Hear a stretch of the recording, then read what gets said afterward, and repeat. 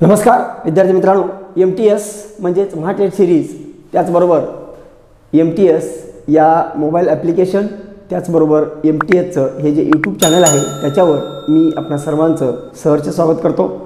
आज आपण जे एक 50 प्रश्न जे आहेत अंकगणित आणि बुद्धिमापन, जे 50 नंबरची टेस्ट, तर त्याच्या पहिल्या 25 जे प्रश्न बुद्धिमापनचे आहेत त्याचं सखोल विश्लेषण पाहणार आहोत। ही आपली 50वी टेस्ट आहे बाळांनो, आणि आत्तापर्यंत जवळपास जेवढ्या काही टेस्ट झाल्या त्या सगळ्या टेस्टचं PDF विश्लेषण ही तुम्हाला पोच केलं होतं, आणि त्याचबरोबर बऱ्याचशा टेस्ट म्हणजे भरपूर टेस्ट त्या व्हिडिओच्या माध्यमातून सुद्धा तुमच्यासमोर विश्लेषण ठेवलेलं आहे, आणि तुम्हाला बऱ्यापैकी अंदाज आला असेल की प्रश्न सोपे असतात, फक्त आपण ते काळजीपूर्वक कसे सोडवायचे। आणि माझ्या परीनं मी प्राध्यापक SP तुपे सर हे तुम्हाला ज्या काही टेस्ट तयार केलेल्या आहेत, मी जी काही प्रश्नपत्रिका मी तयार करत असतो त्याचं विश्लेषण देत असतो, आणि शक्यतो मी काय करतो की तुम्हाला जे PDF मी विश्लेषण देत असतो लेखी स्वरूपामध्ये, आणि व्हिडिओमध्ये जे मी विश्लेषण त्याच प्रश्नाचं देत असतो त्याच्यामध्ये मी वेगवेगळ्या पद्धतीचा वापर केलेला असतो की जेणेकरून मुलांना तो प्रश्न अनेक पद्धतीनं कसा सोडवता येतो ह्याचं ज्ञान व्हावं आणि त्याला एक्झॅक्टली प्रश्न सुटावेत, हा माझा उद्देश असतो। तर ठीक आहे, आज आपण सुरुवात करतोय की पहिला प्रश्न होता, आपण प्रश्न जे सोडवतोय ते बुद्धिमापनचे प्रश्न आहेत। तर पहिला प्रश्न आहे विसंगत संख्या ओळखा, असा प्रश्न होता। विसंगत संख्या ओळखा। आता आपल्याला संख्येचा एक ग्रुप त्याने दिलेला आहे, म्हणजे पहिली संख्या दिली 576, त्यानंतर दिली आहे 288, त्यानंतर आहे 144, त्यानंतर आहे 72, आणि नंतरची संख्या आहे 34, आणि आपल्याला याच्यामध्ये कोणती संख्या विसंगत आहे हे ओळखायचं आहे। आता विसंगत ओळखण्यासाठी अनेक म्हणजे आपल्याला ज्याच्या काय आहेत, सम संख्या असतील, विषम संख्या असतील, मूळ संख्या असतील, काही पाड्यातल्या संख्या, न पाड्यातल्या, म्हणजे कुठल्या तरी एका गुणधर्मानं, कुठल्या तरी एका वैशिष्ट्यानं ती वेगळी निघाली पाहिजे, हा त्याचा उद्देश आहे। मग आता इथं आपल्याला बघूया किंवा ह्या सगळ्या संख्यांच्याकडे पाहिल्यानंतर हे सम विषमचं काही दिसतच नाही मला, कारण का ही सम आहे, सगळ्या सम आहेत या बैठकीत। मग आता अशा वेळेला काय करायचं आपण, तर ती कसोट्यां जे आपण शिकलेलो आहे, म्हणजे बेसिकली आपल्याला ज्या माहीत आहेत कसोट्या, तर त्याच्यामध्ये जर आपण विचार केला तर पहा या संख्येला 3 भाग लागतो, कारण 7 आणि 5 12 आणि 6 18 आपल्याला माहीत आहे। 3ची कसोटी काय आहे, तर 3ची कसोटी आहे दिलेल्या संख्येतील अंकाच्या बेरजेला जर का 3ने भाग गेला तर त्या संख्येला जातो। मग इथं सुद्धा बघा 8 आणि 2 10 आणि 18 भाग जातो, 3नी भाग जातो, 4 आणि 4 8 आणि 1 9, तर 7 आणि 2 9, 3नी भाग जातो। पण 34 ही संख्या अशी आहे की तिला 3नी भाग जात नाही, म्हणून 34 ही बाजूला निघेल। त्यानंतर पुढचा प्रश्न आहे, तो मी प्रश्न लिहितो, तिथं प्रश्नचिन्हाच्या ठिकाणी आपल्याला योग्य ती संख्या भरायची आहे। प्रश्न असा आहे, प्रश्न लिहितोय 2, त्यानंतर 5, त्यानंतर 9, त्यानंतर 19, त्यानंतर 37, आणि नंतर आहे प्रश्नचिन्ह की जिथं मी प्रश्नचिन्हाच्या ठिकाणी चौकट केलेली आहे। आता पाहूया की 2 नंतर 5 आहे, 5 नंतर 9 आहे, 9 नंतर 19 आहे, 19 नंतर 37 आहे। मग काय केलं असावं, तर आपण विचार केला, समजा मी जर 2ची दुप्पट केली तर बेदुने 4 येते, परंतु इथं 5 आहे। 5ची दुप्पट केली तर 5 दुणे 10 येते, परंतु इथं 9 आहे। 9ची दुप्पट केली 18 येते, परंतु म्हणजे काहीतरी जवळची लिंक आहे। म्हणजे माझ्या लक्षात आलं की समजा जर का मी ह्या 2ला मी जर 2 न गुणलं तर बेदुने 4 होईल, त्याच्यामध्ये मी 1 मिळवलं तर 5 येईल, म्हणजे माझी 2 नंबरची संख्या मला आली। मग आता पुढे लिंक तशी आहे का बघूया। आता मी ह्या 5ला मी 2 ने गुणतो, 5 गुणिले 2 केलं तर 5 दुणे 10 झालं, परंतु तिथं 9 दिले, म्हणजे 1 वजा करावं लागते, म्हणजे मी इथं वजा केलं। आता 9चं तसंच करूया आपण, 9 गुणिले 2 केलं 18 झालं, पण इथं 19 दिलंय, म्हणजे अधिक 1 केले, म्हणजे आता मला लिंक समजली की एकदा केले अधिक 1 दुप्पट तर केलेलीच आहे, मागच्या संख्येची दुप्पट करून त्याच्यामध्ये पहिल्यांदा 1 मिळवलंय, पुढची घेतली, त्याच्या पुढच्या स्टेजला काय केले, दुप्पट केली, 1 वजा केलं, म्हणजे आता असं अल्टरनेट करत जायचं आपल्याला, म्हणजे एकदा अधिक 1 करायचं, एकदा वजा 1 करायचं, अधिक 1 करायचं, वजा 1 करायचं, आणि 2नी गुणायचं आहेच। मग आता बघूया 19ला जर मी 2 न गुणलं, 19 गुणिले 2 तर 38 होतं, तिथं 37 दिले, साहजिकच 1 वजा होणार आहे। आणि मग आता या स्टेजला काय होणार हे मला माहीत आहे की मी 37ला 2नी गुणलं, 37 गुणिले 2 करून त्याच्यामध्ये इथं येता वजा केले, म्हणजे तिथं मी अधिक करणार आहे, म्हणजे इथं मला अधिक करावं लागेल, म्हणजे 37 दुणे 74 आणि अधिक 1 मिळवलं म्हणजे 75, म्हणजे माझं उत्तर येईल 75 म्हणजे रिकाम्या ठिकाणी किंवा प्रश्नचिन्हाच्या ठिकाणी 75 हे उत्तर असेल. त्यानंतर पुढचा प्रश्न पाहूया. पुढचा प्रश्न आहे, प्रश्न कसा आहे पहा. तर प्रश्न आहे लेझी LAZY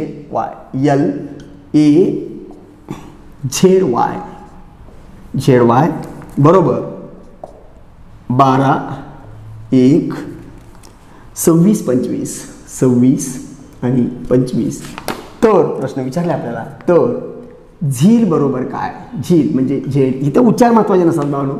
ZEAL बरोबर काय. जर आता आपल्याला याचं उत्तर शोधायचं. आता बघा याच्यामध्ये काय लिंक दिला. सरळ सरळ लिंक दिली दिसतं आम्हाला. कारण मला माहिती आहे एल आहे 12 नंबरला ABCD मध्ये, ए आहे 1 नंबरला, झेड आहे 26 नंबरला, वाय आहे 25 नंबरला. म्हणजे तेच दिलेलं आहे. म्हणजे त्यांचे सरळ सरळ अक्षर क्रमांक दिलेले आहेत. आणि त्यामुळं इथं असलेलं आपलं उत्तर झेड आहे 26 नंबरला, ई आहे 5 नंबरला, ए आहे 1 नंबरला, एल आहे 12 नंबरला. म्हणजे माझं उत्तर आहे 26 5 1 12 म्हणजे 26 51 12 हे त्याचं उत्तर असेल. त्यानंतर पुढचा प्रश्न आपण पाहूया. पुढचा प्रश्न फळ्यावरती लिहितो मी. तर पहा प्रश्न कसा आहे तो. पुढचा प्रश्न आहे DARE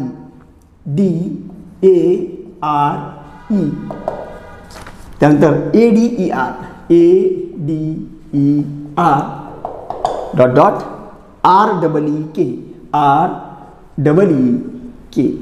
आणि इथं आपल्याला काय असेल ते शोधायचं आहे. आता इथं मी चौकट करतो म्हणजे आपल्याला इथं काय उत्तर येईल ते पाहूया. आता बघूया या दोघांच्या मध्ये जे दिलंय क्रमसंबंध हा जो प्रकरण आहे, सहसंबंध आणि क्रमसंबंध हे प्रकरण आहे. म्हणजे हा घटक आहे आपल्या बुद्धिमापनामध्ये आणि तो व्यवस्थित मी घेतलेला आहे. म्हणजे जी काय आपली बॅच सुरू आहे, जी मी बॅच घेतली आहे म्हणजे अंकगणित आणि बुद्धिमापन या विषयाची आमची हे MTS मार्फत म्हणजे आता ही जी बॅच आहे त्या बॅचमध्ये हा पूर्ण जो काही प्रकरण आहे किंवा सगळा बुद्धिमापनचा सिलेबस आहे हा व्यवस्थित अगदी पहिल्यापासून व्यवस्थित घेतलेला आहे. तर पहा आता आपण बघूया की याच्या दोघांच्यामध्ये काय संबंध आहे. आता काय संबंध आहे तर हे जे स्पेलिंग आहे ते स्पेलिंग इथं आहे. म्हणजे DARE ह्यात पण ADER तीच अक्षर आहे. फक्त बदल काय केला आहे तर हे जे एडी होतं ना ही तर फक्त त्याचं काय केलं DAचं AD केलं. म्हणजे ही जोडी जी आहे ना ती उलटी केली.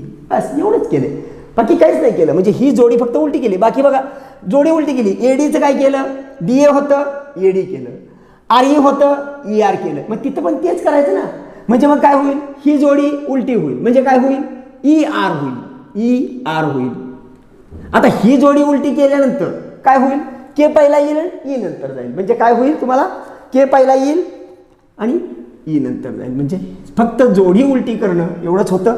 आणि मग याचं उत्तर आहे ERKE. ह्याचा पर्याय नंबर 3. त्यानंतर पुढचा प्रश्न पहा कसा आहे. पुढचा प्रश्न आहे, पुढचा प्रश्न घेतो मी बोर्डवरती लिहितो. 0, 1, 8, 27 आणि प्रश्नचिन्ह. बघता क्षणी आपल्या प्रश्न लक्षात आला पाहिजे. कारण का 1 ही घनसंख्या आहे. कारण 1चा घन 1च येतो. त्यानंतर 2 8 ही 2चा घन आहे. 27 3चा घन आहे. आणि 0 कोणाचा घन आहे मग 0 0चाच घन आहे नाही का. म्हणजे मी असं घेऊ शकतो 0 म्हणजे 0चा घन, हे 1 म्हणजे 1चा घन, हा आहे 2चा घन, हा आहे 3चा घन. मग आता साहजिकच आहे इथं जे माझं काही उत्तर असेल ते असेल 4चा घन आणि 4चा घन आहे 64. म्हणजे माझं उत्तर आहे 64. कारण ओळीनं संख्याचे घन आहे नाही का. म्हणजे त्याचं उत्तर असेल 64. त्यानंतर पुढचा प्रश्न पहा कसा आहे. तर पुढचा प्रश्न आहे, पहिलाच प्रश्नचिन्ह दिलेला आहे त्यांनी आणि मग तिथनं पुढे संख्या चालू केल्या. म्हणजे 45, त्यानंतर 75, त्यानंतर 105, त्यानंतर आहे 135 आणि त्यानंतर आहे 165. आणि आपल्याला प्रश्न विचारला की तर प्रश्नचिन्हाच्या ठिकाणी काय. म्हणजे पहिलेच आपल्याला विचारलेलं आहे. इथं मी चौकट करतो म्हणजे आपल्याला इथलं उत्तर शोधता येईल. पहा आता इथलं आपल्याला शोधण्यापूर्वी आपल्याला पुढं काय आहे ते पाहावं लागेल ना. म्हणजे बघूया आता काय केले. तर पहा ह्या 45 मध्ये काय मिळवल्यानंतर 75 येते. म्हणजे थोडक्यात 75 मधून मी 45 जर मी वजा केलं तर मला 30 मिळेल. म्हणजे इथं काय केलंय 30 मिळवलंय. 30 मिळवलंय. आता ह्या 75 आणि 105 मध्ये काय केले पहा. 75 मध्ये काय मिळवल्यावर 75मध्ये काय मिळवल्यावर 105 येते, तर 75मध्ये 30 मिळवलं पहा, 75 अधिक 30 केलं तर काय येते, 75 अधिक 30 म्हणजे 5 5 आणि 7 3 10, म्हणजे इथं सुद्धा 30 मिळवलेलं आहे. आता 105 आणि 135 याच्यामध्ये सुद्धा काय केलंय, तर 30 मिळवलंय. इथं सुद्धा काय केलंय, तर आपल्याला 30 मिळवलंय. म्हणजे 30 मिळवून पुढे गेल्यात. मग आता इथं आपल्याला पाठीमागे यायचं आहे. लक्षात घ्या कसा प्रश्न विचारलाय, पाठीमागे यायचं आहे. म्हणजे इथं अशी संख्या असली पाहिजे की त्यात 30 मिळवलं की 45 आलं पाहिजे. म्हणजे मी काय करणार, मी काही नाही करणार, 45 मधून 30 वजा करणार. मग 45 मधून 30 वजा केल्यावर 15 मिळेल. म्हणजे माझं इथं जी संख्या असेल ती 15 असेल. आता पहा सिस्टीममध्ये बसली का, ह्या 15 मध्ये मी 30 मिळवलं तर 45 आलं. म्हणजे पुढे लिंक चालू झाली. म्हणजे 30 मिळवून पुढच्या संख्या आहेत. आणि म्हणून मागची मला विचारली होती म्हणून माझं उत्तर आलं 15. तर त्याचं उत्तर असेल 15. आता पुढचा प्रश्न पाहूया. एकदम सोपा प्रश्न आहे तो. असा प्रश्न नेहमी असतो. हा ॲक्च्युली संख्या जो टॉपिक आहे अंकगणितामध्ये त्याच्यामध्ये आपण दरम्यानच्या संख्या काढायचं सूत्र शिकलोय. त्या सूत्राचा वापर इथं करावा लागतो बस.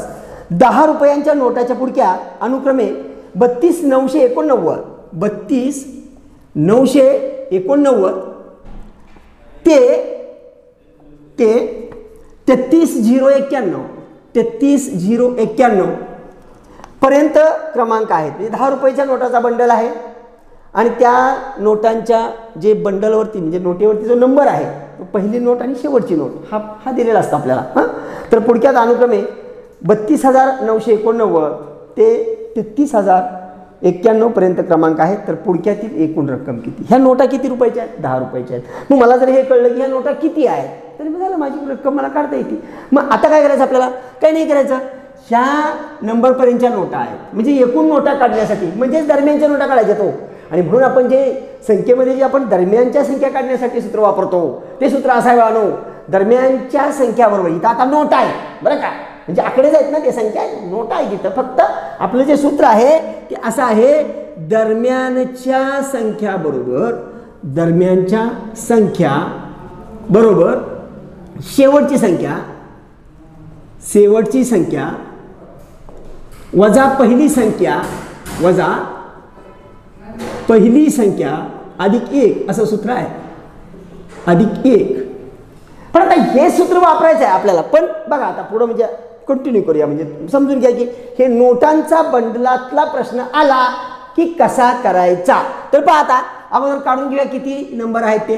33,091 वजा 32,889 म्हणजे 32,989. आता ही वजाबाकी आपल्याला करून घ्यावी लागेल. मी वजाबाकी इथं करतोय बघा, 33,091. कारण का, तर अशी जर आडवी तुम्ही वजाबाकी करायला गेलात येईल बरोबर, परंतु काही वेळेला चूक होण्याची शक्यता आहे. आणि चूक झाली तर मात्र आपल्याला मार्क्स गमवावा लागतो. आणि एक मार्क्स किती महत्त्वाचा आहे हे आपल्याला माहीत आहे. त्यामुळं शक्यतो वजाबाकी व्यवस्थित करायच्या. मी मांडतो पहा, 9 8 9 2 आणि 3 म्हणजे 32,989. 1 मधून 9 जात नाही, 11तून 9 गेले 2, ह्याच्या परत केला 8 आणि 1 9 आणि 9 मधून 9 गेले 0. त्यानंतर 0तून 9 जात नाही म्हणजे 10तून 9 घालवतो आपण, 10तून 9 गेले 1, ह्याच्या परत केला 2 आणि 1 3 झालं, 3ला 3 गेले, इथं 3ला 3 गेले, इथं 102 नोटा आल्या. आता 102 नोटा आल्या बरोबर आहे, परंतु बाळांनो इथं 102 नोटा येतात. पण जर का आपण ह्याला 10 गुणलं तर आपली रक्कम येईल, परंतु ती रक्कम चुकीची असेल. का सांगतो तर पहा, इथं आपण दरम्यानच्या संख्या काढल्यात म्हणजे इथून इथंपर्यंतच्या मधल्या काढल्यात, परंतु आपल्याकडं ही नोट आहे ना, ह्या नंबरची नोट आहे. म्हणजे हे जे 32,989 ही नोट आहे त्या बंडलामध्ये. त्यामुळे ज्या वेळेला तुम्ही नोटांच्या विषयी असा प्रश्न सोडवाल आणि हे दरम्यान त्याचं सूत्र वापराल तेव्हा ते जे आपण अधिक 1 केलं होतं, हे अधिक 1 ह्याच्यामध्ये केल्यानंतर म्हणजे ह्यांची बेरीज आली अधिक 1 आली म्हणजे तुम्हाला मिळालं 103 म्हणजे 103 म्हणजे त्याला आपल्याला ह्या 10 रुपयाच्या नोट आहेत म्हणजे 10 गुणावं लागेल. म्हणजे माझ्या जवळ रुपये असतील 1030 रुपये. लक्षात 1030 रुपये माझ्याकडं असले पाहिजेत. त्यानंतर पुढचा प्रश्न आहे तो पाहूया आपण कसा आहे तो. तर प्रश्न आहे विसंगत जोडी ओळखा. जोडी दिलेली आहे, विसंगत ओळखायची आहे. पहिली जोडी आहे 28 आणि 4, दुसरी जोडी आहे 35 आणि 7, तिसरी जोडी आहे 63 आणि 7 आणि चौथी जोडी आहे 56 आणि 5. तर याच्यातली विसंगत जोडी आपल्याला ओळखायची आहे. संख्या पाहिल्यानंतर लगेच आपल्या लक्षात येतं की इथं 4 भाग बसतो. 4 1 4, 4 7 28, 7 न याला भाग बसतो, 7 5 35, 7 1 7, 7 9 63, पण 5 9 56ला भाग बसत नाही. म्हणजे ही जोडी अशी आहे की तिथं लहान संख्येला मोठ्या संख्येला भाग बसतो. परंतु हे जी चौथा नंबर आहे, चौथी जोडी आहे 56 आणि 5ची, 5 न काय 56ला डायरेक्ट भाग जात नाही. म्हणजे ही जोडी विसंगत आहे. हे आपलं उत्तर आहे. त्यानंतर पुढचा प्रश्न पाहूया कसा आहे. तर पुढचा प्रश्न आहे तर्क अनुमानमधला प्रश्न आहे तो. तर पाहता प्रश्न वाचतो मी. सर्व माणसे कुत्रे आहेत, सर्व माणसे कुत्रे आहेत आणि सर्व कुत्रे मांजरे आहेत. मग मी आता आकृती काढतो. सर्व माणसे कुत्रे आहेत. काय वाक्य दिलंय? सर्व माणसे, सर्व माणसे म्हणजे समजा ही जर माणसं असतील, सर्व माणसे कुत्रे आहेत म्हणजे ही कुत्रे, अशी आकृती होईल त्याची. कुत्रे, हे कुत्रे आहे. याचा अर्थ सगळी माणसं आहेत ना ती कुत्रे सुद्धा आहेत. आता हे माणसे कुत्रे नसतात वगैरे हा व्यवहाराचा भाग आहे. म्हणजे आपण म्हणतो जो आपल्या फार जवळचा मित्र असतो त्याला आपण त्या उपाधी लावतो आपण, हां, किंवा एखाद्याला जर काय आपल्याला बोलायचं असेल तर तरी आपण ती उपाधी लावतो. तो भाग वेगळा. आणि पुढचं दिलं आहे सर्व कुत्रे मांजरे आहेत. सर्व कुत्रे. आता हे कुत्रे, ही सगळी कुत्रे म्हणजे मी दुसरी आकृती काढतो पहा. ही कुत्रे आहेत, ही सगळी कुत्रे आणि ही आहेत ती सगळी. सर्व कुत्रे मांजरे आहेत. मांजरे, अशा माझ्या आकृत्या तयार होतील. मग आता त्यांनी मला निष्कर्ष दिलेले आहेत. पहा, आता पहिला निष्कर्ष दिला होता सर्व माणसं मांजर आहेत. सर्व माणसे मांजर आहेत. अहो, सगळे कुत्रे जर मांजरं असतील आणि सगळी माणसं जर कुत्रे असतील तर सगळी माणसं ही मांजरे आहेत हे विधान सत्य असेल, नाही का? म्हणजे ह्या दोन्ही आकृत्या लक्षात येतं. कारण का? तर सगळीच माणसं कुत्रे आहेत आणि सगळीच कुत्रे मांजरे आहेत. म्हणजे सगळी माणसं मांजरे सुद्धा आहेत. म्हणजे पहिलं विधान बरोबर.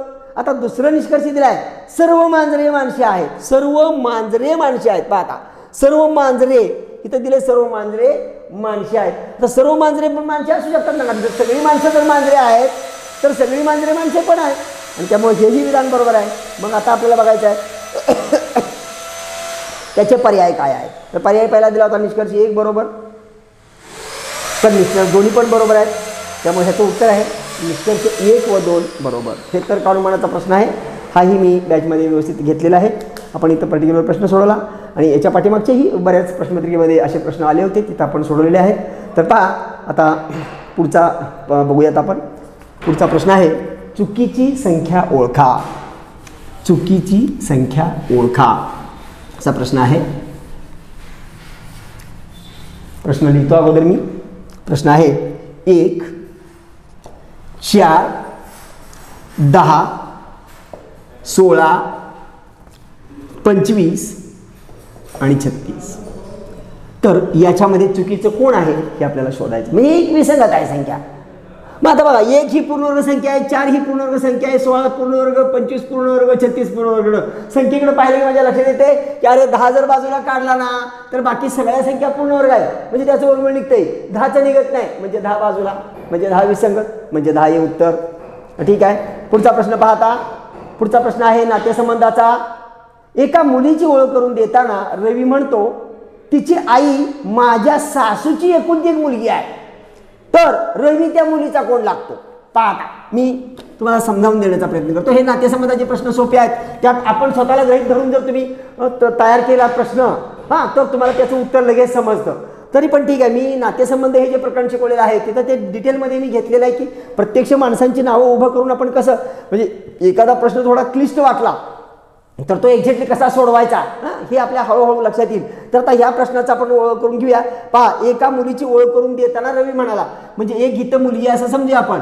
त्या मुलीला पण मी नाव देतोय, काहीतरी नाव द्या. म्हणजे आता मी नाव देतो, माधुरी नाव आहे असं समजूया आपण. म्हणजे आपल्यापैकी कुणी माधुरी नावाची मुलगी कदाचित बघत असेल तर ठीक आहे, ही माधुरी आहे आणि रवी तिची ओळख करून देतोय. हा इकडं रवी आहे, रवी हिची ओळख करून देतोय. हा रवी पहा आता, हा रवी आहे आणि तो माधुरीची ओळख करून देताना म्हणाला, म्हणजे कोणाला तरी तो ओळख करून द्यायला लागलाय.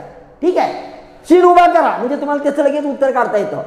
हा जो प्रश्न दिलेला आहे ना त्याचं चित्र नजरेसमोर उभा करा. म्हणजे हा रवी उभा राहिला आहे आणि त्याच्यासमोर ती माधुरी आहे आणि तो कुठल्या तरी त्रयस्थाला ओळख करून देतो. आपण एखाद्याची ओळख करून देतो ना, मग तशा पद्धतीने तर काय म्हणतो, हिची आई म्हणजे हिची आई म्हणजे ह्या माधुरीची आई, ही माधुरीची आई समजा कोण आहे, तिला काहीतरी नाव द्या हवं तर. हा समजा ही माधुरीची आई ही सीता आहे असं समजूया आपण. म्हणजे सीता म्हणजे माधुरीची आई सीता आहे. तर माझ्या सासूची एकुलती एक मुलगी आहे. माझ्या सासूची म्हणजे ह्या रवीची सासू, रवीची सासू ही समजा राधा आहे. रवीची सासू राधा आहे. तर ह्या राधाची ही एकुलती एक मुलगी आहे. पहा बघा म्हणजे कसं हा प्रश्न सोडवायचा आहे. हा रवी आहे, तो माधुरीची ओळख करून देतो. तो सांगतो की हा माधुरीची आई म्हणजे माधुरीची आई आपण सीता आहे असं काही धरलं तर माधुरीची आई सीता. ही सीता कोण आहे, तर ही माझ्या सासूची एकुलती एक मुलगी आहे. म्हणजे ह्याची सासू, हा म्हणजे तिची ही एकुलती एक मुलगी म्हणजे ही तिची मुलगी आहे. म्हणजे थोडक्यामध्ये आपल्याला हे समजलं की ही जी राधाची मुलगी आहे ती सीता आहे. बरोबर, म्हणजे सासूची एकुलती एक मुलगी आहे. आता सासू म्हणजे कोण असती, तर सासू म्हणजे आपल्या जर तो पुरुष असेल तर आता रवी हा पुरुषच आहे ना, मग रवीची सासू म्हणजे त्याच्या पत्नीची आई असली पाहिजे. आणि जेव्हा महिला असते तिची सासू असते ती तिच्या मिस्टरांची आई असते नाही का. आपल्याला सासूचं हे रिलेशन समजलं. आणि मग प्रश्न विचारला आहे तर रवी त्या मुलीचा कोण लागतो. मग ही रवीची कोण असणार आहे, अहो सरळ आहे ना, ही रवीची कोण असणार आहे तर मुलगी असणार आहे. आणि रवी तिचा कोण लागेल, तो वडील लागेल. म्हणजे यामध्ये रवी आणि माधुरी हे वडील आणि मुलीचं नातं आहे. पहा हां, म्हणजे रवीची ही मुलगी, ह्या मुलीची ही आई सीता आणि सीता कोणाची मुलगी आहे, ह्याच्या सासूची नाही का. म्हणजे ती त्याची मुलगी असेल. म्हणजे थोडक्यात आहे ना, ही जी रवी ही आणि सीता ही दोघं नवरा बायको आहे नाही का. म्हणजे रवीची पत्नी सीता आहे आणि मग त्या सीताची आई म्हणजे ही त्याची सासू असेल. तर पहा आता आपण पुढचा प्रश्न पाहूया. पुढचा प्रश्न आहे, प्रश्न लिहितो बोर्डवरती. प्रश्न काय पहा, BHC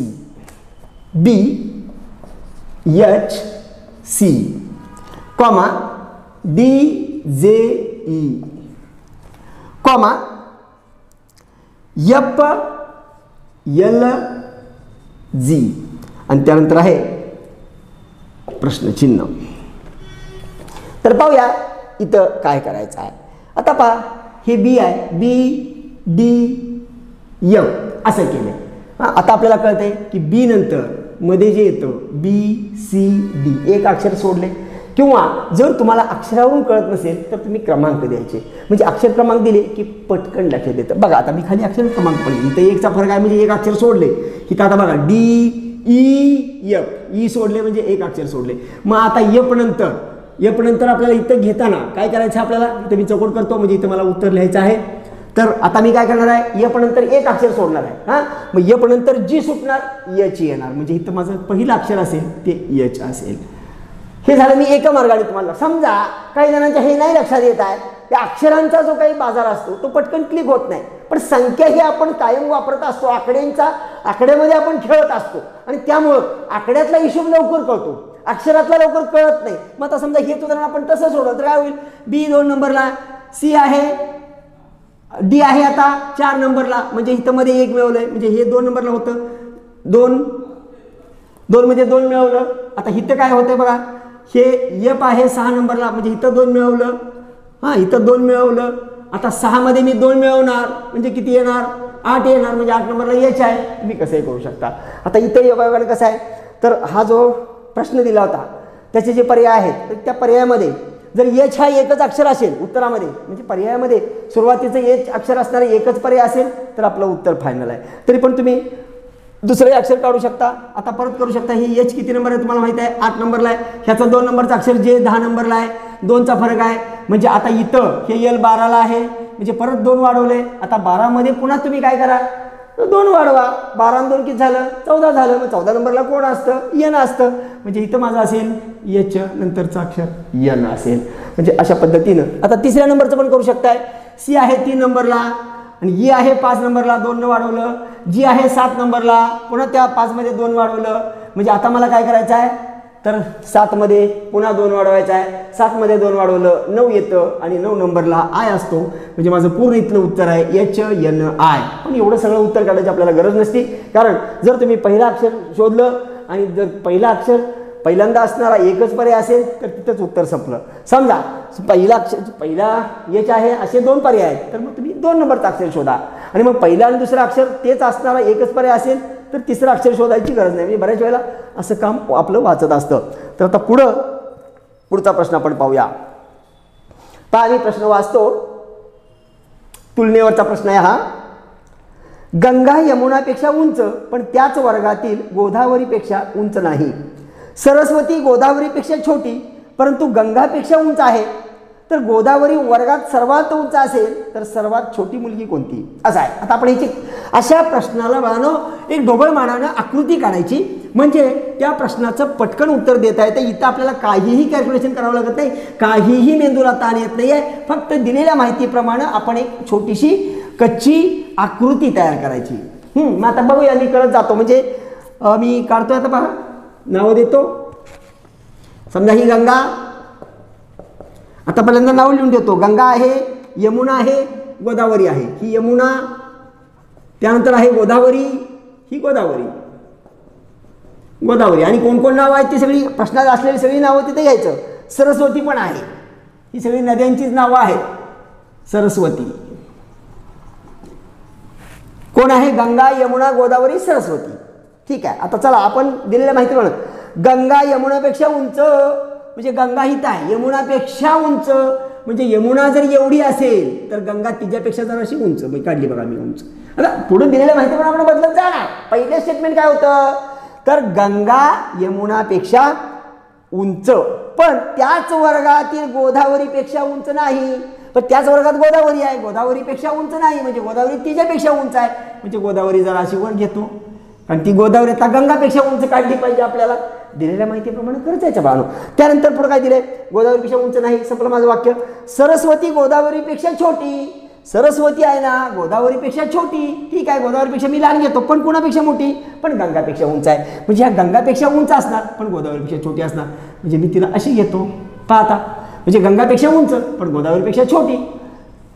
तर गोदावरी वर्गात सर्वात उंच म्हणजे आता गोदावरी शेवट उंच आहे, सगळ्यात उंच गोदावरी आहे. आणि प्रश्न काय विचारला, सर्वात छोटी मुलगी कोणती. सर्वात छोटी मुलगी तर दिसते ना मला, कोण आहे, यमुना. ह्याचं उत्तर असेल यमुना. त्यानंतर पुढचा प्रश्न आहे, सकाळी 10 वाजल्यापासून संध्याकाळी 7 वाजेपर्यंत घड्याळातील दोन्ही काटे किती वेळा सरळ कोन करतील. सरळ कोन म्हणजे सांगतो समजावून. तर पहा, हा प्रश्न घालव तुम्ही. तर पहा, सरळ कोणाचा अर्थ घालतो. सरळ कोन म्हणजे बरोबर 180चा कोन, त्याला शून्य कोन सुद्धा म्हणतात. म्हणजे समजा जर ह्या ए बिंदूतून हा एक काटा असा असेल इकडं आणि ही दुसरा रेषा इकडं आहे, तर इथं जो कोन झाला आहे इथं कोणच झाला नाही, त्यालाच म्हणतात सरळ कोन. ह्याला सरळ कोन पण म्हणतात, लक्षात घ्या. सरळ कोन ह्यालाच दुसऱ्या भाषेत शून्य कोन असंही म्हणतात, शून्य कोन. आणि यालाच तिसऱ्या भाषेत रेषीय कोन असं सुद्धा म्हणतात. म्हणजे कुठल्याही नावानं प्रश्न विचारला तरी सगळ्याचा अर्थ तेच आहे हे लक्षात ठेवा. रेषीय कोन म्हणजे एका रेषेत असणारी कोन. म्हणजे एका रेषेत मी काही कोणच होत नाही म्हणून त्याला शून्य कोन पण म्हणतात. मग आता आपल्याला विचारले की सकाळी 10 वाजल्यापासून संध्याकाळी 7 वाजेपर्यंत, मग 10 ते 7, सकाळी 10 ते संध्याकाळी 7, हे सकाळी 10 ते सायंकाळी 6 वाजेपर्यंत किती वेळा. आता आपल्याला हे माहीत असायला पाहिजे की घड्याळाचे दोन्ही काटे, घड्याळ हे जो आपल्याला टॉपिक आहे तर त्या घड्याळाचे पूर्ण कन्सेप्ट मी क्लिअर करून दिलेत बाळांनो, पूर्ण. तर त्याच्यावरती काय काय प्रश्न येतात हे सगळे नमुने आपण घेतलेले आहेत. पण आता या प्रश्नासाठी एवढंच आपण बघूया की घड्याळाचे काटे एका सरळ रेषेत एका तासातून फक्त एकदा येतात, फक्त एक वेळा येतात. मग आता 10 पासून 7 वाजेपर्यंतची वेळ तुम्ही मोजायच्या.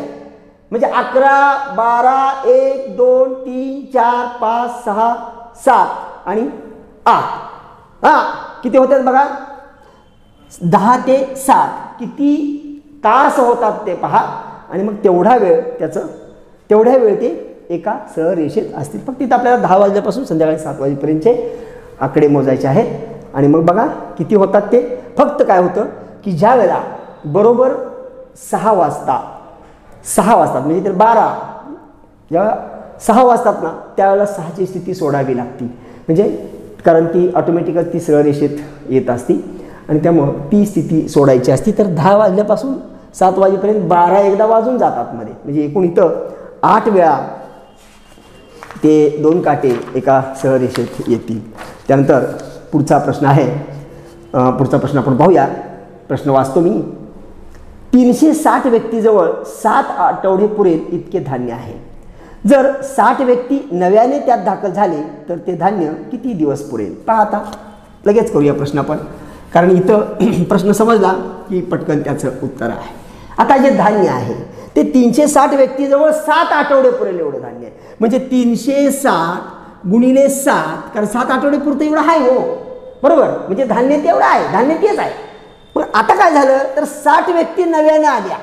मग 60 व्यक्ती नव्याने आल्या म्हणजे 360 मध्ये 60 व्यक्ती वाढल्या म्हणजे आता व्यक्ती किती झाल्या. आता व्यक्ती झाल्या 420 कारण 360 मध्ये मी 60 वाढवलो मग 420 व्यक्ती झाल्या तर ते किती दिवस पुरेल. किती दिवस पुरेल ते तर प्रश्न विचारला ना मग प्रश्नचिन्ह म्हणजे त्याला आपण एक्स म्हणूया. मग आता धान्य तेच आहे ना म्हणून इथं मध्ये मग बरोबर चिन्ह दिलं झालं. आता फक्त तुम्ही काय करा 420 इकडे घ्या भागिले होईल आणि एकची किंमत मिळेल. करूया आपण 360 गुणिले 7 भागिले 420 भाग लावला शून्याला शून्य गेली 7 एके 7 7 सकून 42 6 एके 6 6 6 36 म्हणजे किती आठवडे पुरेल 6 आठवडे पुरेल. 6 आठवडे हे त्याचं उत्तर आहे. त्यानंतर पुढचा प्रश्न पाहूया. कॉमन सेन्सचा प्रश्न आहे आणि त्यामुळं मी त्याच्यावरती काही जास्त चर्चा न करता प्रश्न वाचतो आणि मग आपण समजून घेऊया. तर इथं काय दिले पहा जोडी दिलेली आहे ढकलणे ओढणे. काय दिले ढकलणे ओढणे आणि परत फेकणे प्रश्नचिन्ह. आता ढकलणे आणि ओढणे म्हणजे काय संबंध आहे. मग एखाद्याला ढकलून देणं नाही का आणि एखाद्याला ओढून घेणं म्हणजे आपल्याकडे ओढणं ढकलणे म्हणजे आपल्यापासून दूर लोटणं म्हणजे हे विरुद्धार्थी शब्द आहे. मग आता पुढचा शब्द दिला त्यांनी फेकणे. मग फेकणे हा फेकून देणे मग ह्याचा विरुद्धार्थी शब्द काय आहे तर फेकून देणे आपण सामावून घेणे. म्हणजे इथं जे पर्याय दिलेले असतात त्यात समान अर्थाचा शब्द असतो किंवा विरुद्धार्थी जोडायचं तर विरुद्धार्थाचे शब्द असतात. मग आता इथं शब्द दिलेत पहा उठणे लांब उडी मारणे आणि सामावून घेणे. मग फेकण्याचा विरुद्धार्थी शब्द पाहिजे आपल्याला. फेकणे म्हणजे फेकून देणे आणि त्याचा विरुद्धार्थी शब्द आहे सामावून घेणे त्यामुळे ह्याचं उत्तर आहे सामावून घेणे. त्यानंतर पुढचा प्रश्न पहा कसा आहे. जर GROUP म्हणजे ग्रुप GROUP ग्रुप बरोबर 154 व SHORE SHORE बरोबर 130 तर आपल्याला प्रश्न विचारला आहे तर प्लेन बरोबर PLANE प्लेन बरोबर किती असा प्रश्न विचारला. आता पहा म्हणजे यामध्ये काहीतरी रिलेशन आहे तेच रिलेशन या दोघांमध्ये आहे पण तेच रिलेशन शोधून मला इथलं उत्तर शोधायचं आहे. बरोबर प्रश्नचिन्ह दिलं आहे त्यांनी इथं आपल्याला शोधायचं आहे काय सांग. आता इथं अक्षरं दिली आहेत आणि त्याची किंमत संख्या दिलेली आहे नाही का म्हणजे काहीतरी संख्येचंच रिलेशन असणार. मग मी पहिल्यांदा काय करतो याचे अक्षर क्रमांक लिहितो म्हणजे जी आहे 7 नंबरला R आहे 18 नंबरला O आहे 15 नंबरला U आहे 21 नंबरला P आहे 16 नंबरला. मी ह्यांची बेरीज करतो पहा मी बेरीज करतोय ही बेरीज करतो 6 आणि 1 7 7 आणि 5 12 12 आणि 8 20 20 आणि 7 27 चे 7 हा चार आले 2 त्यानंतर 2 आणि 1 3 3 आणि 2 5 5 आणि 1 6 आणि 1 7 म्हणजे किती बेरीज झाली 77. आता 77 बेरीज झाली पण मला तिथे 154 दिले ना म्हणजे काहीतरी 77 वर त्यांनी प्रक्रिया केलेली आहे दिसतंय आपल्याला. मग काय केलंय आपल्याला तोंडी कळते की 77 ला 2 ने गुणलं 154 येते म्हणजे 77 गुणिले 2 केलं तर किती येते पहा, 7×14 4 4 1 7×14 15 म्हणजे 154 येते आणि तेच 154 इथं दिलेलं आहे मले, म्हणजे मला त्याची लिंक सापडलेली आहे.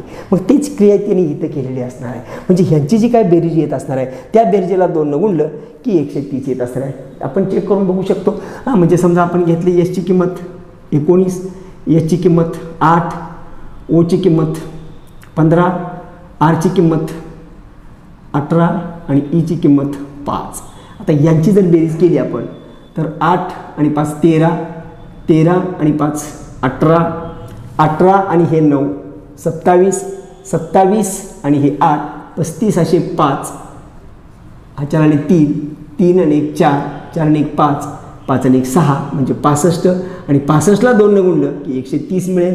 म्हणजे मला समजलं, म्हणजे मी हे करायची आवश्यकता नव्हती पण तुम्हाला मी करून दाखवलं की जेणेकरून तुमचे आकडे कानावर जुळ देत. कारण महत्त्वाचं काय आहे की आपल्याला प्रत्येक अक्षराचा जो अक्षर क्रमांक आहे हा मात्र आपल्या जिभेच्या म्हणजे तोंडपाठ पाहिजे, आपल्या जिभेवर पाहिजे. मग आता बघूया आपण याचं उत्तर आपल्याला शोधायचं आहे. मग आता काय, आता आपल्याला फक्त त्याचे अक्षर क्रमांक घ्यायचे आहेत, त्यांची बेरीज करायची आहे आणि त्याची दुप्पट करायची आहे. मग आता करूया.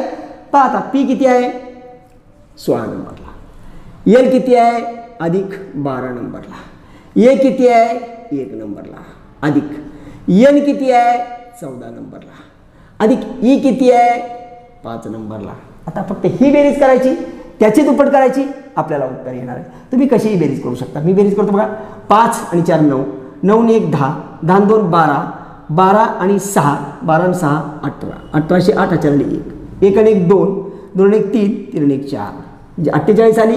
त्याला गुणिले 2 करा म्हणजे 8 2 1606, हा 4 आणि 1 आणि 4 2 8 आणि 1 9 म्हणजे आपलं उत्तर आहे 96. त्याचं जे उत्तर असेल ते उत्तर असेल 96.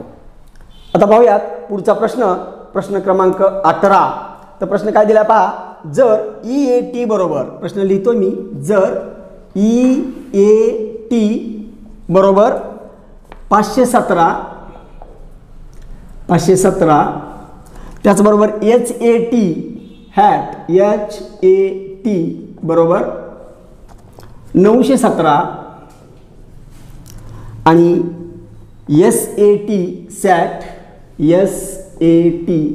बरोबर दिले आपल्याला 317 आणि प्रश्न विचारला आहे असे लिहिले तर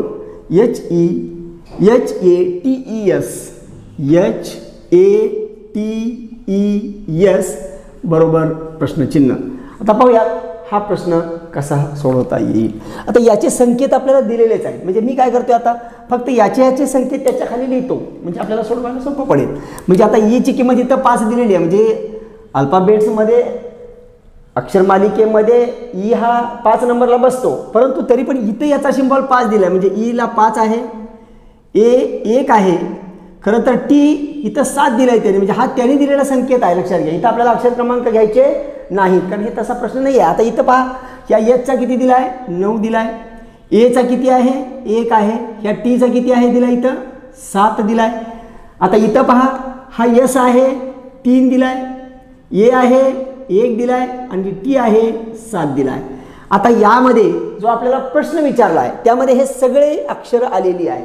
मग फक्त त्याचे संकेत पाहायचे नाही तर लिहायचे आहेत आपल्याला. म्हणजे माहिती आहे मला इकडे एचा संकेत किती आहे पहा, याचा संकेत 9 आहे म्हणजे 9, एचा 1 आहे, टीचा संकेत आहे 7 इथे दिलेला आहे आपल्याला 7, ईचा संकेत आपल्याला माहिती आहे किती आहे तर आहे 5 आणि त्यानंतर यस, तर यसचा संकेत आहे तर दिलेला आहे आपल्याला तो आहे 3. म्हणजे आपलं उत्तर आहे 51,753 आणि हा पर्याय आहे पर्याय क्रमांक 1. त्यानंतर पुढचा जो प्रश्न आहे तो आपण पाहूया. तर प्रश्न कसा आहे पहा. एका रांगेत मध्यभागी उभ्या असलेल्या माधुरीचा क्रमांक 17वा आहे तर रांगेत किती मुली असतील असा प्रश्न विचारला आहे. तर आपल्याला अगदी इमॅजिन करून म्हणजे आपल्याला सोडवता येईल. परंतु तिचा माधुरी जी आहे ती रांगेमध्ये उभी आहे आणि ती मध्यभागी आहे. म्हणजे समजा जर अशी रांग असेल तर या ठिकाणी मध्यभागी माधुरी आहे आणि तिचा आता जी मध्ये आहे ती दोन्हीकडून त्याच नंबरला असेल ना, नाही का. म्हणजे इथं तिचा 17वा नंबर आहे, साहजिकच आहे. तिच्या पाठीमागं इकडं 16 मुली असतील आणि इकडं 16 मुली असतील. आम्हाला रांगेतील एकूण मुली विचारल्यात म्हणजे 16 आणि हे 16 32 झालं, 32 आणि ही माधुरी 1 म्हणजे 33 मुली त्या रांगेत असल्या पाहिजे. त्यानंतर पुढचा प्रश्न आहे हा लॉजिकल प्रश्न आहे. ज्याला आपण कूट प्रश्न म्हणतो. तर तसा प्रश्न आहे तो. प्रश्न काय पहा, 7 मुले 7 किल्ले 7 दिवसात बांधतात. 7 मुले 7 किल्ले 7 दिवसात बांधतात किंवा रंगवतात, तर एक किल्ला एक मुलगा किती दिवसात रंगवेल? एक किल्ला एक मुलगा किती दिवसात रंगवेल? मग आता पहा, एक किल्ला रंगवायला एका मुलाला 7 दिवस लागतात असं सरळ आहे ना. म्हणजे 7 मुलं आहेत, 7 किल्ले आहेत आणि 7 दिवस लागतात रंगवायला. याचा अर्थ आपल्याला प्रश्न विचारला आहे, तर एक मुलगा एक किल्ला किती दिवसात रंगवेल? तर एका मुलाला 7 दिवस लागतील. एका मुलाला 7 दिवस लागणार, अशी 7 मुलं आहेत ना प्रत्येकाला, म्हणजे 7 दिवसात 7 मुलं 7 किल्ले रंगवणार. म्हणजे लॉजिकली प्रश्न होता, याचं उत्तर असेल 7 दिवस. त्यानंतर पुढचा जो प्रश्न आहे, विसंगत ओळखा असा प्रश्न आहे. तोही प्रश्न सोपाच आहे. आपल्याला ज्या काही अक्षरं दिलेली आहेत ती आहेत AEIO, AEIO आणि P. तर या ठिकाणी विसंगत ओळखा असं म्हटलं आहे. तर आपल्याला माहीत आहे की AEIOU हे इंग्रजीतले स्वर आहे, परंतु इथे यू न देता P दिला म्हणजे P चुकीचा आहे. ॲक्च्युली हे इंग्रजीतले स्वर आहेत ज्याला आपण ओवेल्स म्हणतो, आणि मग त्या ठिकाणी P हा चुकीचा बसला म्हणजे P हा बाजूला निघेल. त्यानंतर पुढचा जो प्रश्न होता तो काय आहे पहा, तिथं आपल्याला आकृती दिलेली आहे, म्हणजे वर्तुळ दिलेली आहेत. मी आकृती काढतो. पहिलं वर्तुळ आहे हे दुसरं वर्तुळ आणि हे तिसरं वर्तुळ. तर याच्यामध्ये 2 4 2 3 आतमध्ये दिलं आहे 121, इथं दिलं आहे 1 3, त्यानंतर 4 5, आतमध्ये दिलं आहे 169 आणि हे वर्तुळ आहे 1 3, जे तिसरं वर्तुळ आहे. प्रश्न वर्तुळ 2 2 2 3 आणि मग आपल्याला विचारले की इथं काय असेल. तर ह्या वर्तुळाकडे पाहिल्यानंतर म्हणजे बाहेरची संख्या आणि आतली संख्या यांच्यामध्ये काहीतरी नक्कीच संबंध असेल. आता तो काय संबंध आहे हे आपल्याला शोधायचं आहे या दोघांमध्ये, आणि मग तो संबंध इथं बसवून आपल्याला तिथलं उत्तर काढायचं असतं. अशा नमुन्याचे हे प्रश्न असतात बाळांनो. मग आता आपल्याला काय करायचं आहे, तर आपण बघूया की 121 ही मोठी संख्या आहे, पण मला दिसतंय की ही कोणाचा तरी वर्ग आहे नाही का. 121 हा 11चा वर्ग आहे आपल्याला माहिती आहे. इथं सुद्धा आतमधली सुद्धा संख्या जी आहे ती कोणाचा तरी वर्गच आहे, म्हणजे ती 13चा वर्ग आहे. म्हणजे आत जे काही आपल्याला उत्तर येणार आहे ही सुद्धा काहीतरी वर्गसंख्याच असणार आहे. मग बघूया आता ही 121 त्यांनी कसं घेतलं, तर समजा ह्या बाहेरच्यांची जर मी बेरीज केली, म्हणजे ह्याची बाहेरची बेरीज केली 2 + 2 + 4 + 3 म्हणजे किती ते बघा 6, 4 आणि 3 7, 7 आणि 2 9, 9 आणि 2 11, आणि जर का 11चा वर्ग केला तर 121 येते. म्हणजे मला लिंक समजली की बाहेरच्या ज्या संख्या आहेत त्या बाहेरील म्हणजे वर्तुळाच्या बाहेरील असणाऱ्या संख्यांच्या बेरजेचा वर्ग ही वर्तुळाच्या आतील संख्या आहे. आणि म्हणून इथं सुद्धा मला उत्तर काढता येईल. मग 2 + 2 + 2 + 3 म्हणजे किती येते बघा 2 2 4, 4 आणि 2 6, 6 आणि 3 9, आणि 9चा वर्ग तो असेल 81. म्हणजे माझं आतमध्ये जे उत्तर असेल ते उत्तर असेल 81. त्यानंतर पुढचा प्रश्न पहा. पुढचा प्रश्नसुद्धा लॉजिकल आहे.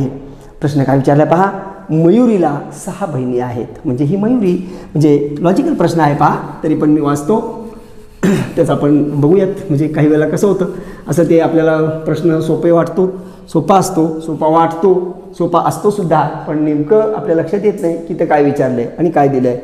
हां, फसवेगिरीचे प्रश्न म्हणतात ना, असे प्रश्न ते असतात. तर मयुरीला 6 बहिणी आहेत. म्हणजे ही जी मयुरी आहे, मयुरी तिला 6 बहिणी आहेत, तिला 6 बहिणी.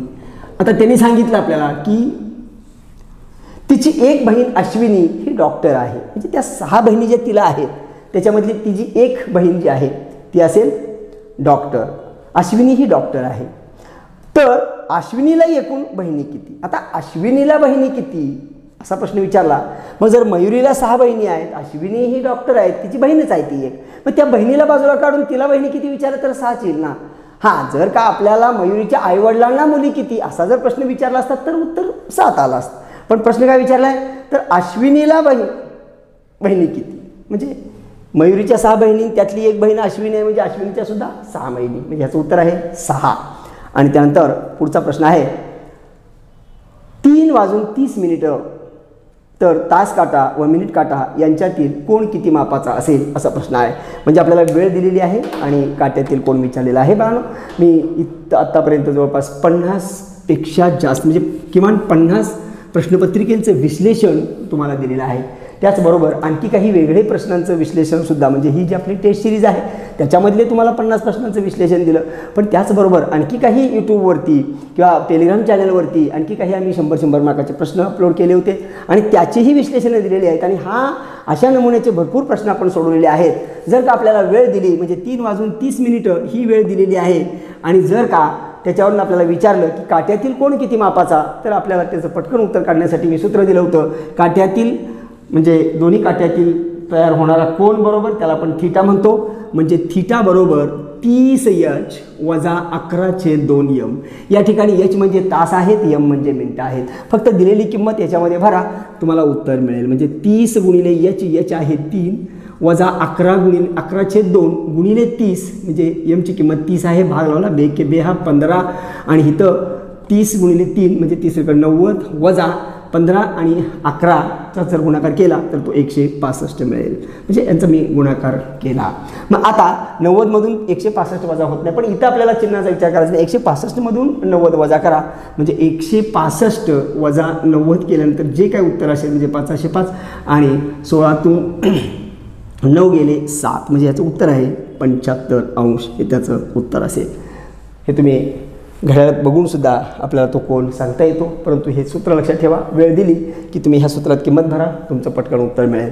आणि त्यानंतर आता जो काही आपण हा बुद्धिमापनाचे प्रश्न पाहत आहोत या सेशनमध्ये, तर त्याच्यातला शेवटचा प्रश्न आहे. तर तो प्रश्न काय पहा, मी प्रश्न बोर्डवरती लिहितो आहे.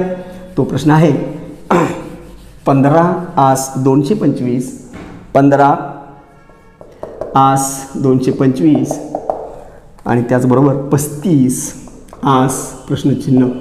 मग या 15 आणि 225मध्ये जे काही रिलेशन असेल, जो काही संबंध असेल, हा जो प्रश्न आहे या नमुन्याचे उदाहरणं ही आपण अभ्यास करत असताना म्हणजे आम्ही शिकवत असताना क्रमसंबंध आणि सहसंबंध या नावाचा टॉपिक आहे आणि मग त्याच्यामध्ये अशा नमुन्याची उदाहरणं आपण सोडवलेली आहेत.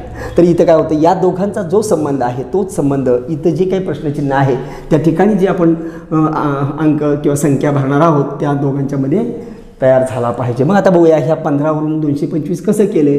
तर जर का 15चा वर्ग केला तर ते 225 येते. म्हणजे नक्कीच आहे की इथलं माझं उत्तर काढताना मला ह्या 35चा वर्ग करावा लागेल.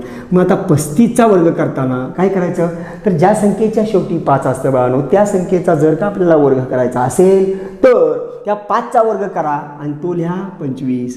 आणि पाठीमाग आता 3 राहिले, तर 3च्या पुढं ओळीने येणारी संख्या कोणती, तर 3च्या पुढं 4 येतं. मग त्या दोघांचा गुणाकार करा, म्हणजे 3 चौक 12 आणि मग ते 12 इथं लिहा, म्हणजे तुमचा 35चा वर्ग झाला.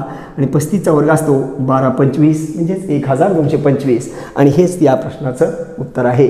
तर अशा रीतीनं आपण आजच्या ह्या सेशनमध्ये जे काही टेस्ट क्रमांक 50 होती तर त्याचे 25 प्रश्न जे अंक बुद्धिमापनचे होते ते आपण इथं सोडवलेत. आपण त्याचं विश्लेषण पाहिलं आणि आता आपण जे याच्या पुढचं जे सेशन घेऊ तर त्याच्यामध्ये आणखी 25 प्रश्न जे अंकगणिताचे आहेत ते आपण घेणार आहोत. परंतु तुम्हाला ज्या विद्यार्थ्यांना वाटतं किंवा सरांचं जे काही विश्लेषणाची पद्धत आहे किंवा अशा पद्धतीनं हे गणित सोडवता येतं, म्हणजे तुम्ही काही उदाहरणं सोडवली, म्हणजे आम्हाला काही जणांचे मेसेज आले की सर आम्ही पण सोडवतो आहे गणित, परंतु तुम्ही जी पद्धत सांगता कदाचित काही वेळेला ते आम्हाला म्हणजे आम्ही थोडं लेंदी पद्धतीनं सोडवतो, आमचा वेळ खूप जातो. तर यासाठी याच्याही पेक्षा जे काही शॉर्टकट्स आहेत, म्हणजे पटकन उदाहरण कसं सोडवायचं आणि ते उदाहरण सोडवण्यासाठीचं जे बेसिक आपल्याला माहीत असायला पाहिजे त्या विषयाचं किंवा त्या प्रकरणाचं, म्हणजे प्रत्येक घटकातील उदाहरण सोडवण्यासाठी. आता हे जे आपण शेवटचं उदाहरण सोडवलं हे एक क्रमसंबंध आणि सहसंबंध नावाचा टॉपिक आहे बाळा.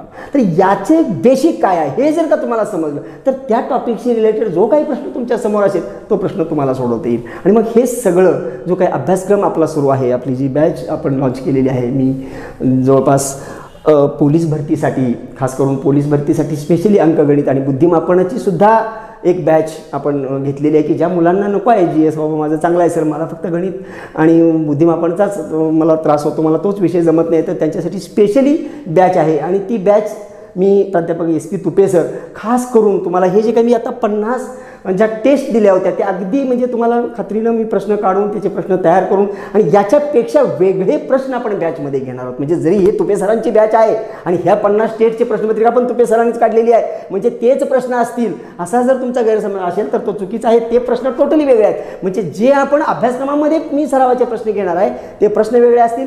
सगळे कन्सेप्ट तुम्हाला क्लिअर करून दिले जातील. आणि ज्या विद्यार्थ्यांना वाटतं की सर मला पूर्णच बॅच हवी आहे, म्हणजे मला जीएसची गरज आहे, तर माझे सहकारी आहेत अजित सलगर सर की ज्यांनी भूगोलाचं पुस्तक त्यांचं महाराष्ट्रभर गाजते, तर ते जीएसचं ती आहे ती एक पूर्ण सिलेबसची बॅच आहे. म्हणजे ज्याला वाटतं पूर्ण बॅच पाहिजे तरी अतिशय अल्प फीमध्ये ह्या बॅचेस आम्ही उपलब्ध केलेल्या आहेत. त्याचबरोबर पोस्टमन मेलगार्ड आणि मल्टीटास्किंग स्टाफ ह्या ज्या काय आता 1371 जागा निघाल्यात, तर आपल्यातले काही बांधव जर तीही परीक्षा देणार असतील तर त्यांच्यासाठी सुद्धा स्पेशली अंकगणित आणि बुद्धिमानपणाची स्पेशल बॅच आहे. आणि तिथं जे काय आणखी जीएसचे 30 प्रश्न आहेत तर त्याच्यासाठी एक टोटल सिलेबसची एक तिथंही 2 बॅचेस स्पेशली आहेत. आणि त्याचबरोबर ज्या मुलांना वाटतं की ज्यांनी गेल्या वर्षी फॉर्म भरले होते, म्हणजे महापरीक्षेने जे फॉर्म भरून घेतले होते त्याच्यामध्ये ज्यांनी फॉर्म भरले होते, यदाकदाचित जर का शासनानं ठरवलं की ज्यांचे जुने फॉर्म भरून घेतलेले आहेत तर त्यांची महापोर्टलद्वारेच परीक्षा घ्यायची, ती जी सिस्टीम होती त्याच सिस्टीमनं परीक्षा घ्यायची, असं जर अचानक जर समजा गव्हर्नमेंटनं ठरवलं तर आपल्याला हे माहीत असावं की महापरीक्षेला नेमकं प्रश्न कसे येतात, काय पॅटर्न आहे त्यांचा. मग आता सिलेबस हाच आहे बाळांनो, सिलेबसमध्ये काहीही बदल नाही आहे. पाडा 2चा पाडा जगात कुठे गेलो तर तोच आहे, बेरजेचे नियम तेच आहेत, गुणाकार भागाकार तेच, फक्त प्रश्न विचारण्याची जी काय पद्धत असती ती बदलली आहे महापरीक्षेनं. आणि मग असं झालं तर आपल्या विद्यार्थ्यांची गैरसोय होऊ नये म्हणून आमच्या MTS या टीमनं आणि मी स्वतः हे महापोर्टलला आजपर्यंत जे काही प्रश्न आले, म्हणजे आता आजपर्यंत म्हणजे त्यांच्या फारशा परीक्षा झालेल्या नाहीत, म्हणजे एकच वर्षभरासाठी तो पॅटर्न राबवला होता आणि त्यानंतर स्टॉपच झालं आहे सगळं. तर तरी पण जेवढे पेपर झाले त्याच्यातले प्रश्न निवडून तुम्हाला आम्ही एक असं पोर्शन डिझाईन केला की त्याच्यामध्ये दररोज तुम्हाला 10 प्रश्न म्हणजे 10 प्रश्न आणि त्याचं एक PDF सोल्युशन विश्लेषण आणि त्याचबरोबर त्याच प्रश्नांचं व्हिडिओद्वारे विश्लेषण. म्हणजे जे PDF मध्ये तुम्हाला मी विश्लेषण देणार आहे ती पद्धत वेगळी असेल, म्हणजे काही मुलांना ते समजेल आणि त्याच्यापेक्षा आणि काही शॉर्टकट आणि तेच उदाहरण आणि काही वेगळ्या पद्धतीनं कसं सोडवायचं हे व्हिडिओ विश्लेषणमध्ये तुम्हाला सांगितलेलं आहे. आणि याच्यासाठी आपण एक 15 प्रश्नपत्रिकांचा एक बंच तयार केलेला आहे आणि तो अतिशय अल्प फीमध्ये तो तुम्हाला मी उपलब्ध केलेला आहे. तर या संदर्भात तुम्हाला आणखी जादा काही माहिती हवी असेल तर हा जो काही आपला व्हॉट्सअप नंबर आहे तर तो 7249032323 या नंबरला तुम्ही संपर्क साधा, अधिक माहिती घ्या. परंतु आता येणारं जे काही आपल्या समोर जे काही संधी आलेली आहे त्या संधीचं सोनं करणं हे मात्र विसरू नका. आणि त्यासाठी तुम्हाला जे काही तुमच्या विषयामध्ये म्हणजे तुम्ही जी परीक्षा देणार आहात त्यामध्ये कुठल्याही विषयाची, कारण आपल्या ह्या MTS मार्फत आम्ही सगळ्याच विषयाचं तुम्हाला योग्य ते मार्गदर्शन देत आहोत अगदी तज्ज्ञांच्या माध्यमातून. मी स्वतः जवळपास 25 ते 30 वर्ष म्हणजे 25 वर्ष मी या क्षेत्रामध्ये काम करतो. मी एक हाडाचा शिक्षक आहे. माझे जे सहकारी आहेत की जे GS शिकवतात, भूगोलचं पुस्तक त्यांचं गाजलेलं आहे मराठभर, तर अशी मातब्बर मंडळींनी स्वतः प्रश्न तयार करून आणि त्याच्या वेगवेगळ्या पद्धतीनं त्याचं विश्लेषण देऊन त्या प्रश्नाच्या अनुषंगानं आणि किती प्रश्न तयार होतील, काय काय विचारू शकतील, हा सगळा आढावा घेऊन मागच्या सगळ्या पेपरांचा आढावा घेऊन अशा पद्धतीचं हे सगळं पॅटर्न बनवलेलं आहे. तर तुम्ही याचा जरूर लाभ घ्या. आता या ठिकाणी आपण थांबूया. आपण भेटू आता पुढच्या सेशनमध्ये की हा जो पेपर होता तर याच पेपरच्या अंकगणिताचे प्रश्न घेऊन. तोपर्यंत धन्यवाद.